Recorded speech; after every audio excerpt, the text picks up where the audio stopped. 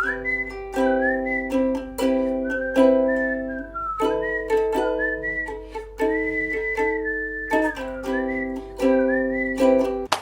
afraid that the tea needs to be spilled. I just finished episode 10 of Law & Order, which is the most recent episode that's come out so far. There should be around another 11, 12. The last video I did up to season 11. So I'm doing season 12 to season 25. At least what's currently come out. I said this last time, and it's the same, but the way I unraveled NCIS, you can't do for Law and Order SVU because it's so different, not just in the obvious ways, but its structure is very different. So instead of going through each episode like this happened this season, this happened this season, it's kind of like, let me just tell you the basic plot of the entire story, since it's like one long story over like 15 years, and each one key point in the season, essentially. So if you missed my first video, go see that, because that will give you context for what's about to come. What the fuck? What the fuck? Because season 12 was fine and dandy, everything was normal for Law and Order SVU, and then at the end, bam, Stabler shoots, I think it's a kid, just shoots someone, I think it's a kid, and then season 13 begins and he's not there, and I'm like, whoa whoa whoa whoa whoa, I hate the guy, but where is he? He leaves.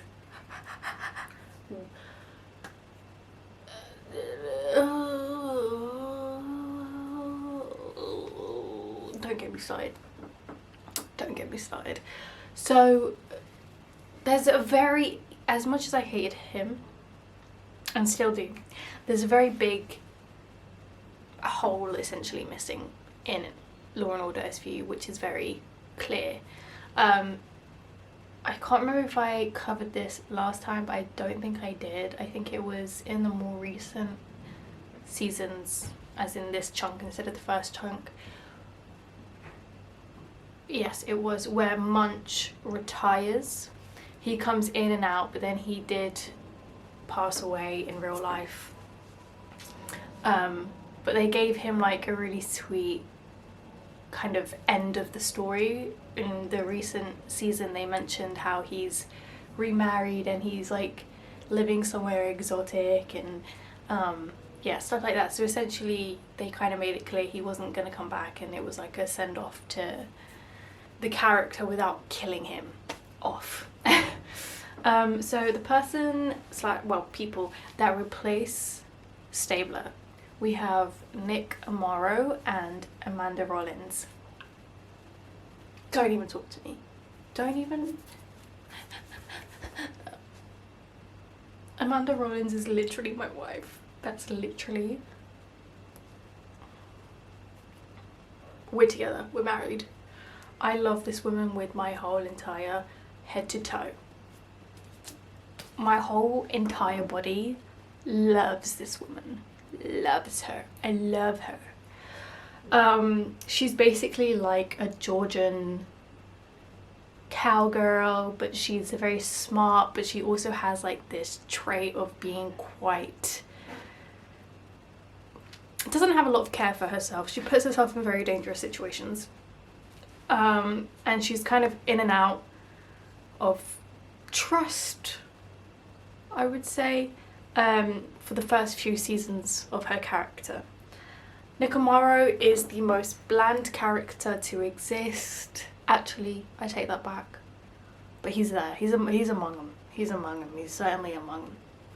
And he's basically just a male replacement, and he has deep-seated anger issues, and he's just...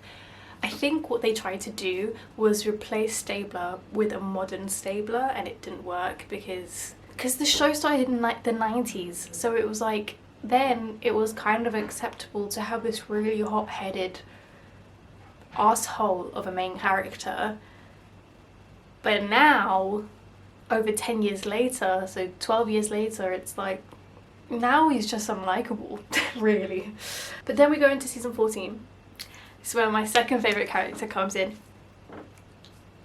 Rafael Barber. So, as I mentioned in the last video, they had several seasons where they were in between ADAs. It really was giving, like, as realistic as it might be that they are between ADAs, it was really giving, we don't know who to hire, we don't know how to write a good ADA, we're stuck. So finally they bring in a consistent ADA for the next several long seasons, and he is such a legend. He is like, as much as I love Novak because of the actress, I love her so much, don't even speak to me. She's also wife. I said this in the last video, she's wife. Character-wise, Barber is the best ADA that Law & Order SVU has ever had. He's just funny, a great actor, and he gave the show what it needed, especially after Barber left and we had like this surgence in new characters. He just brought back some personality that was, let's be real, never there to begin with. Then 15 to 16 is kind of filler, but it's literally been like 3 seasons and Amaro says bye-bye. Bye-bye, because he also shoots a child.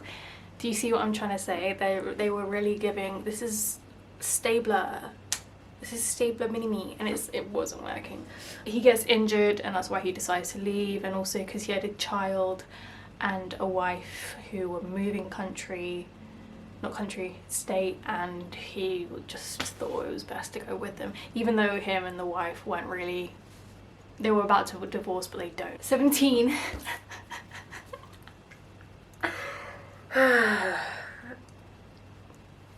The best male character written on TV, arguably, not beating Tony DiNozzo or Gibbs. Must I remind you that NCS will always be #1 in my heart, always, no matter how awful it's gotten.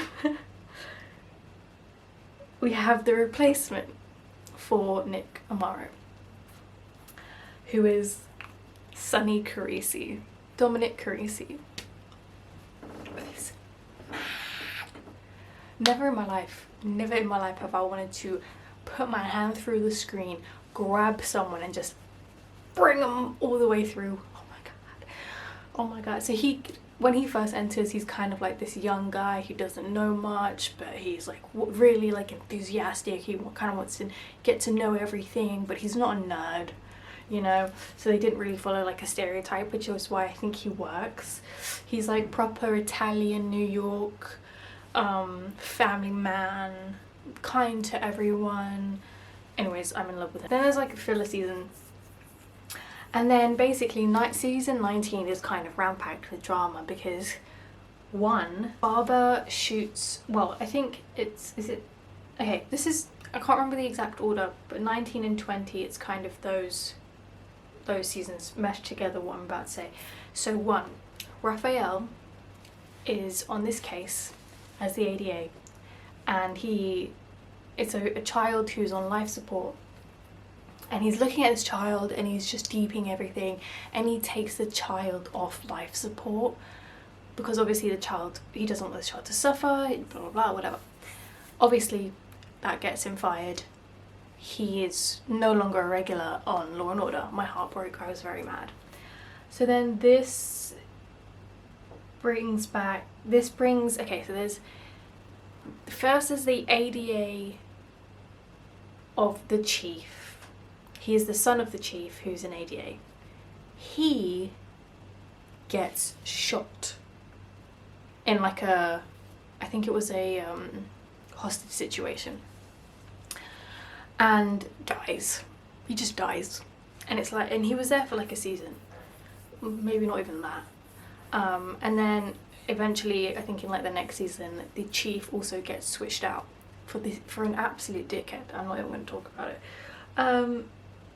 Somewhere after this, Alex, the original ADA of SVU, makes one guest appearance, and we find out that she is no longer an ADA. She is actually illegally helping women who are victims of DV escape their families by making them think that they've like died. And it really tears Olivia, the main character, apart, because she's like, on the one hand, I support the cause, but on the other, you're doing this illegally and this is everything we go against. Anyway, I thought that was just fun and cute and quirky. And then I think season 20, there was a new ADA, because obviously the other one was shot and died. And his name was Peter Stone, and he was actually a good character. Like, I didn't have any beef with this character. The actor was good, but the ending was very strange, because he comes for one season and at the end of that season he leaves because, and I quote, he has fallen in love with Olivia Benson. Now, not that I too do not love Mother Olivia Benson, however, it was just very unrealistic. They had no chemistry. There was little to no inkling that there was anything between them, or that he even had something for her, regardless of her feelings. So it was just the way it ended.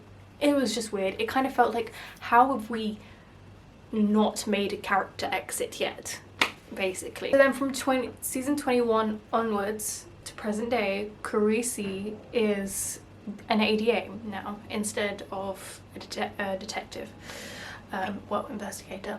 And he basically was learning with Barbara when he was in the show and taking classes to become a lawyer.